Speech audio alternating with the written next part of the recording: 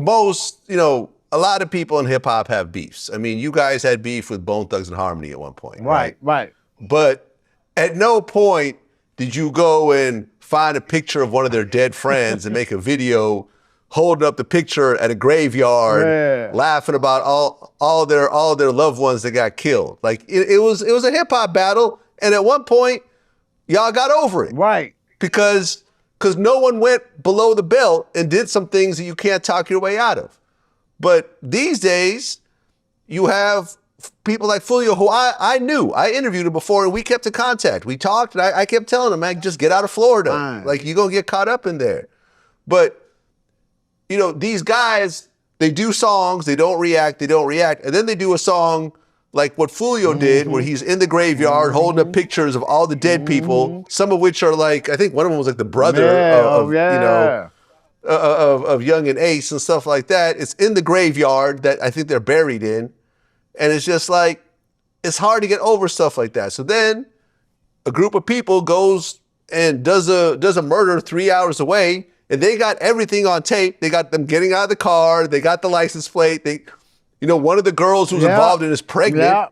So she's going to cooperate. But even if she cooperates, that baby's going to be born in jail. And they're going to take the baby away.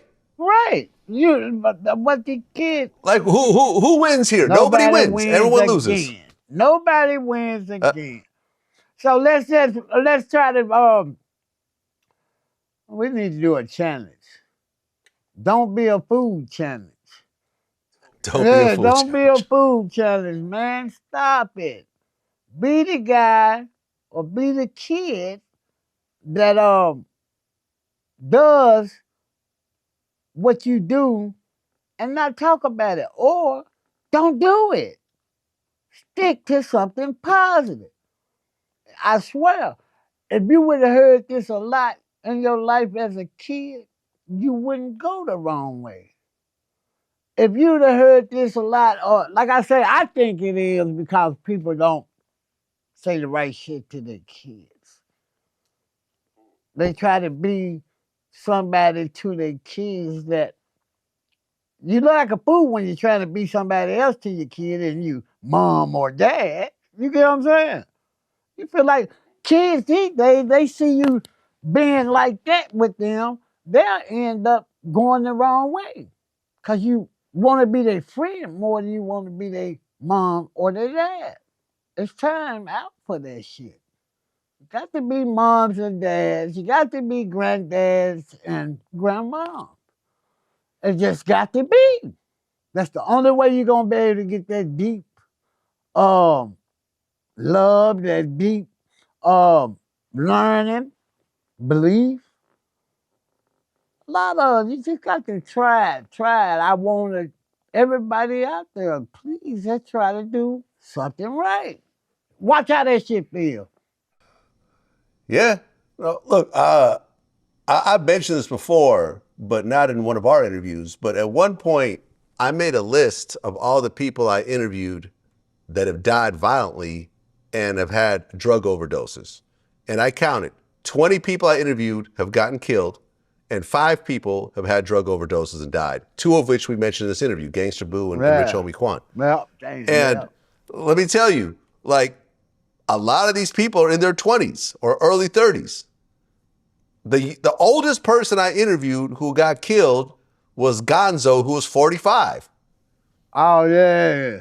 Yeah. But what I'm saying is, like, the majority of them are like, Jimmy Wapo, 21, Doe B, 22, Jay the Youngin, 24, FBG Duck, 26. These are all young people, man. Some of these are half my age or even younger than half my age.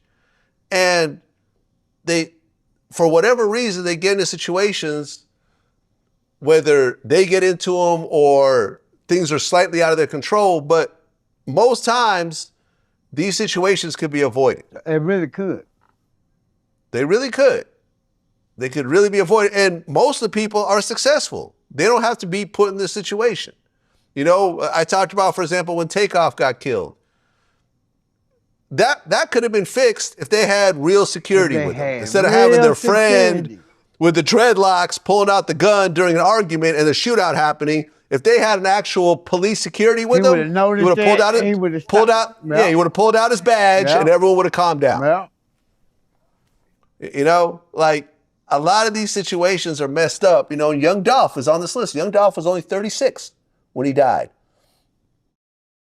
That's young, man. I know some of these young dudes are like, oh, 36, you're an old head. No, you're not old at 36. You're not old at 46. No, they tripped me out. I'm 51 and I do, you know, twice as much stuff as some of these 20-year-olds still do. So the thing is, man, there's a lot of life for you to live. And this whole thing of just crashing out and you only live once and all that type of stuff, man, like that's not how older people have gotten to be older. Man, you know what I'm saying? Like, yeah, I know. I don't know any old people who drive around without putting on their seatbelt. Right. But a lot of these kids is living life without a seatbelt. Yeah, they jump in the car and you have to tell them, put the seatbelt on.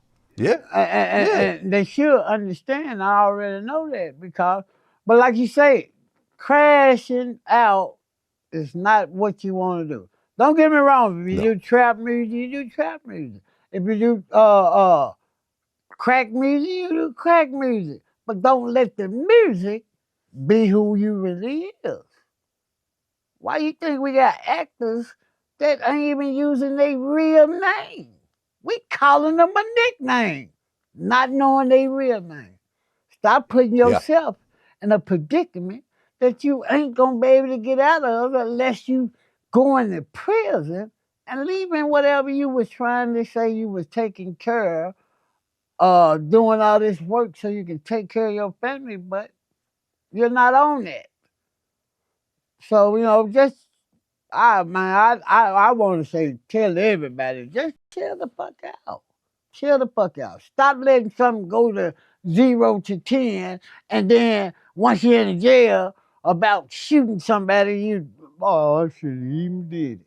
They say your first mind is the mind you're supposed to go off of. You know what I'm saying? So every time y'all hear that first mind say, nigga, don't do that, you better listen.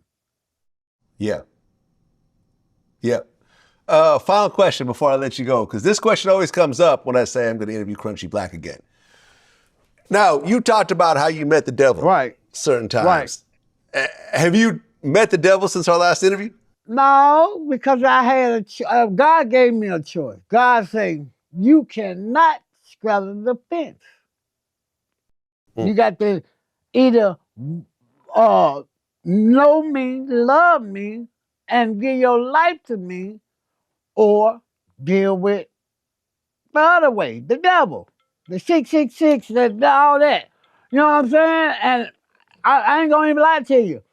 I tried to straddle the fence because I liked this other side so much. But he kept telling me. And it got to the point that it is right now where I just had to say, forget the devil, and I'm going with the Lord, man. I'm going to try something different, and I'm going to try to be somebody else. Myself, I'm going to try. That's what it is. Crunchy Black, man. Always a pleasure when you come in, man. Glad you're doing well. Glad your kids are doing well. And, you know, wish you all the best. Until next time. Till next time. Peace.